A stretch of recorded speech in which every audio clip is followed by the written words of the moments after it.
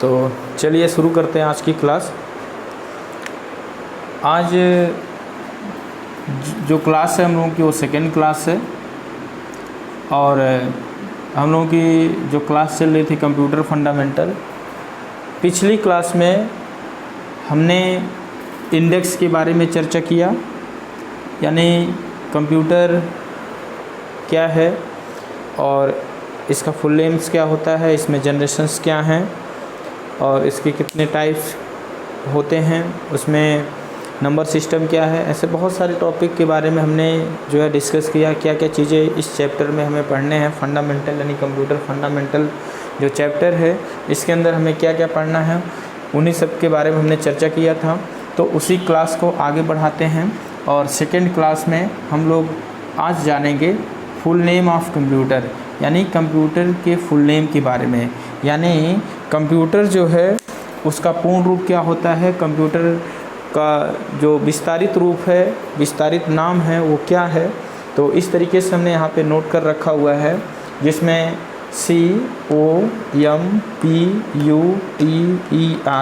यानी C से हो जाएगा कॉमनली, अगर हिंदी देखें तो सामान्य रूप से, O से हो जाएगा ऑपरेटिंग, या अगर हिंदी देखें तो चलाने योग्य, M से अगर करेंगे तो मशीन यानी उपकरण, E से पर्टिकुलर हिंदी विशेष रूप से, U का देखें तो यूज फॉर यानी प्रयोग के लिए, यानी T से देखेंगे तो टेक्निकल यानी तकनीकी सिस्टम में, E से देखेंगे तो एजुकेशन यानी शिक्षा, R से रिसर्च यानी शोध है। तो इस तरीके से कंप्यूटर का जो फुल नेम होता है, commonly, operating, machine, particularly, use for, technical, education, research. तो इस तरीके से कंप्यूटर का फुल नेम जो हो वो बनता है। और हिंदी में देखेंगे तो समान रूप से चलाने योग्य, उपकरण, विशेष रूप से प्रयोग के लिए, तकनीक, शिक्षा, शोध। तो इसका अगर देखा जाए तो कंप्यूटर की डिफिनेशन आपकी इसी में छुपी हुई है। इसकी डिफिनेशन आप दे सकते हैं, इसकी डिफिनेशन को आप जो है खुद बना सकते हैं ऐसे विशेष रूप से। यानी अगर इसकी कहीं पे भी चर्चा हो या आपसे कोई एकाएक पूछे कंप्यूटर है क्या, तो आप बता सकते हैं कंप्यूटर एक ऐसी कॉमन मशीन है जिसका विशेष रूप से यूज किया जाता है, या जिसको विशेष रूप से हम लोग यूज़ करते हैं तकनीकी क्षेत्र में, यानी शिक्षा के क्षेत्र में और शोध के क्षेत्र में। यानी तकनीकी व्यवस्था देखें, आज के समय में विभिन्न प्रकार के टेक्निकल स्टेप जो काम चल रहे हैं, चाहे वो हमारा परमाणु अनुसंधान केंद्र क्यों ना हो, मौसम विभाग क्यों ना हो, ऐसे विभिन्न प्रकार के टेक्निकल सेक्टर हैं जहाँ पे तकनीकी सिस्टम के अंदर कंप्यूटर का रोल है। शिक्षा में भी काफ़ी इसका आज के समय में प्रचलन चल रहा है।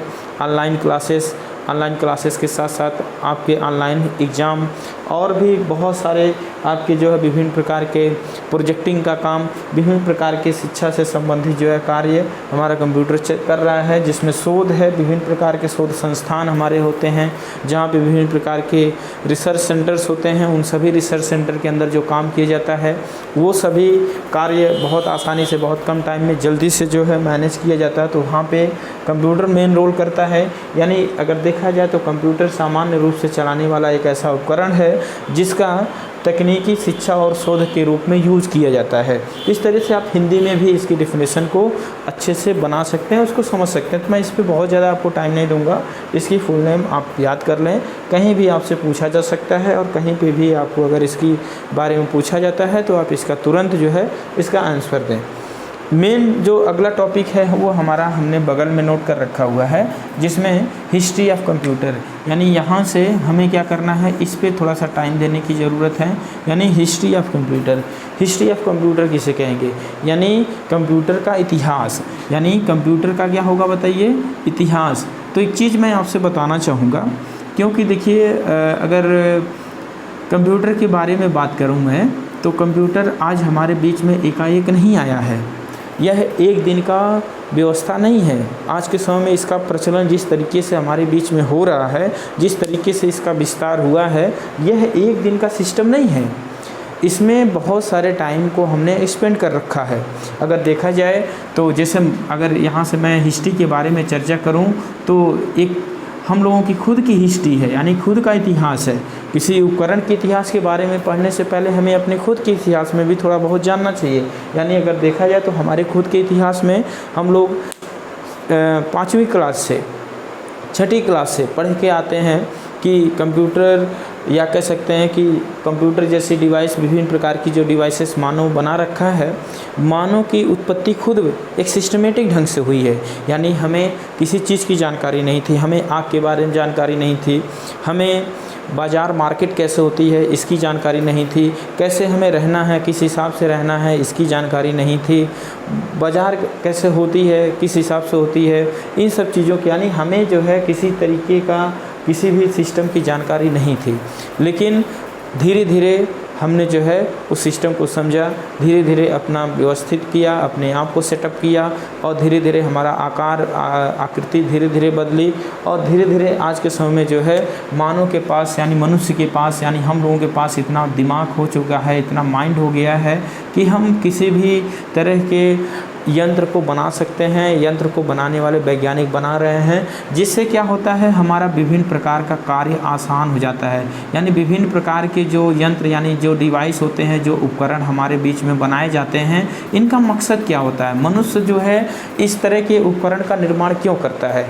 उसका सबसे बड़ा रीज़न ये है कि मनुष्य जो है, हम लोग एक मानव हैं, और मानव हमेशा सोचता है कि क्या नया किया जाए, या हमारे जो माध्यम या हम लोगों के विभिन्न प्रकार के जो कार्य किए जाते हैं उसको कितनी कैसी अच्छी डिवाइसों से उसे आसानी से कम टाइम में जल्दी से किया जा सकता है।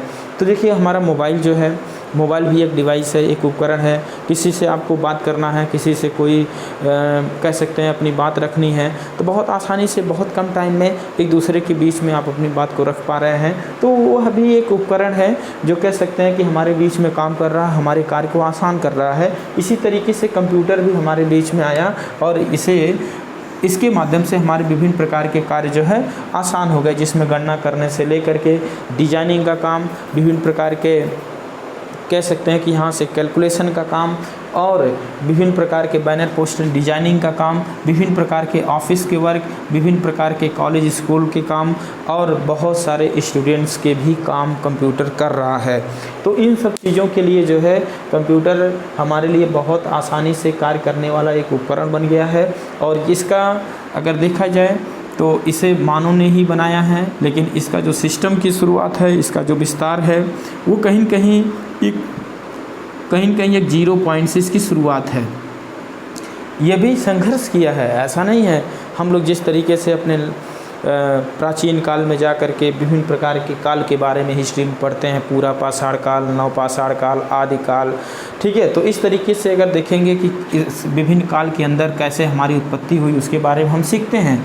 तो कंप्यूटर इतिहास के बारे में अगर जाएंगे तो सबसे पहले अगर हम लोग चलें तो हमारे जो पूर्वज थे उनको किसी डिवाइस की ज़रूरत नहीं पड़ती थी।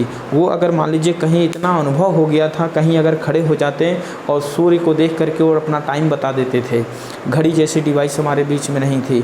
ऐसे बहुत सारे सिस्टम, ये फिंगर वाइज वो अपनी काउंटिंग का काम बहुत आसानी से कर लेते थे। तो अलग अलग तरीके के यानी ऐसे उपकरण हमारे पूर्वजों के पास नहीं थे जिससे उनका जो है गणना करने का काम, विभिन्न प्रकार का कार्य आसान हो जाए, लेकिन फिर भी उनका काम चलता था। लेकिन उन्हीं जो दिक्कतें होती थी, उन्हीं दिक्कतों को सॉल्व करने के लिए हमारे बीच में विभिन्न प्रकार के डिवाइसेस, यानी उन्हीं पूर्वजों की देन है जो हमारे बीच में ऐसे ऐसे डिवाइसेस जो हमारे बीच में काम कर रही हैं। तो इस तरीके से कहीं कहीं उन्हें प्रॉब्लम क्रिएट हुई है और उसका रिजल्ट हमारे बीच में आया है। तो कंप्यूटर जो है, अगर इसकी शुरुआत माने तो ये अबैकस नामक यंत्र से माना जाता है। यानी कंप्यूटर का जो शुरुआत होता है वो अबैकस नामक यंत्र। अबैकस जो है जानते हैं आप, अबैकस क्या है? अबैकस एक गणना करने का यंत्र था, और जिसे गणना करने का किस तरह का यंत्र था बताइए? ये गणना करने का यानी गणना यंत्र था, और जिसे चीन ने बनाया था। चीन ने बनाया था। इसे जानते हैं ये किस तरह का होता है? ये इस तरीके से अभी हमारे प्राइमरी कॉलेज या स्कूल के अंदर भी मिल जाएगा आपको देखने को।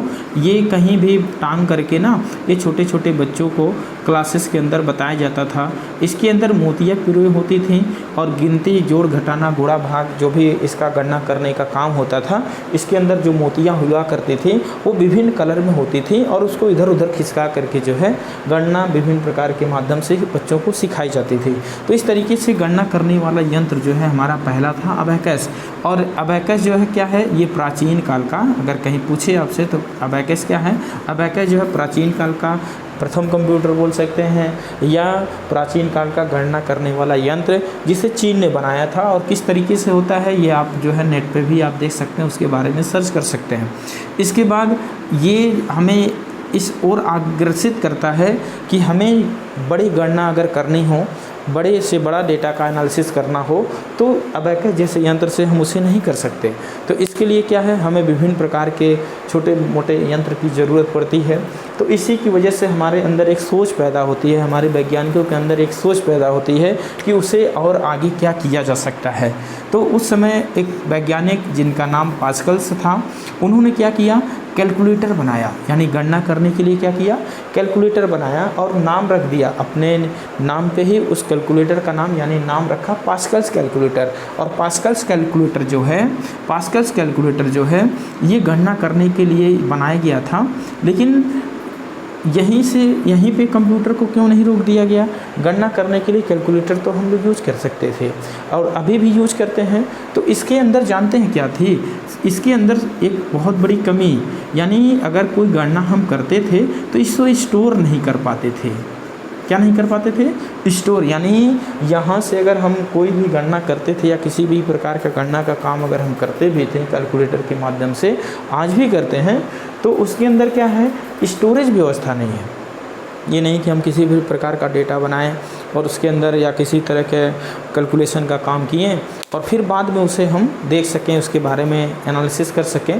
तो लेकिन आज के समय में जो हमारी एडवांस टेक्नोलॉजी की मोबाइलें आ रही हैं, उसके अंदर स्टोरेज सिस्टम दे रहा है। लेकिन जो कैलकुलेटर डिवाइस है, आप पर्सनली जिसे यूज़ करते हैं शॉप वगैरह के अंदर, अपने अलग अलग वर्क के अंदर, तो उसके अंदर स्टोरेज की व्यवस्था नहीं है।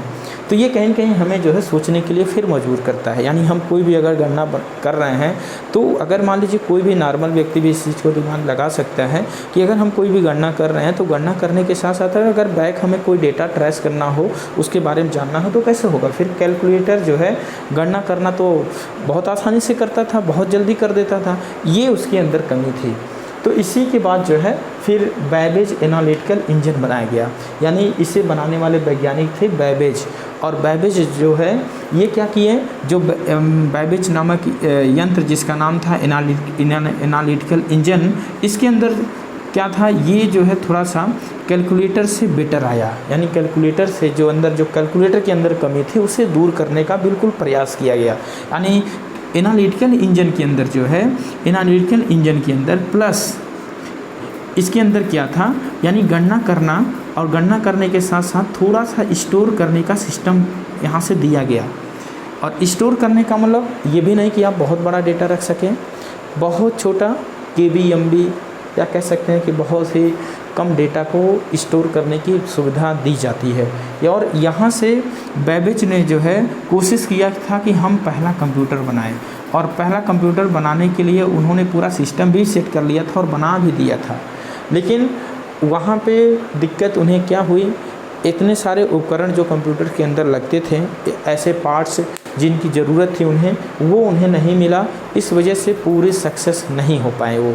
लेकिन फिर भी हम ये कह सकते हैं कि बैबेज ने क्या किया था, थियरी इतनी अच्छी दी थी, इतना अच्छा मतलब कह सकते हैं कि स्टोरेज डिवाइस एनालिटिकल इंजन बनाया था, जिसके अंदर पूरी जो है व्यवस्थाएं नहीं थी। यानी इनके अंदर जो है इसमें प्रैक्टिकल इतना ज़्यादा था, जिसकी वजह से हम बड़े कंप्यूटर की ओर बढ़ पाते हैं और बढ़ें।